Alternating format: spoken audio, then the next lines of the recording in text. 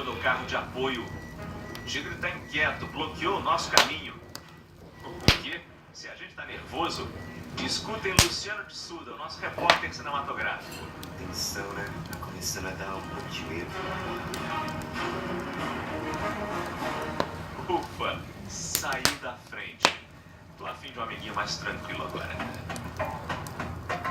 É a turma do deserto, camelos verdadeiros com 2 corcovas. Aqui, rapaz.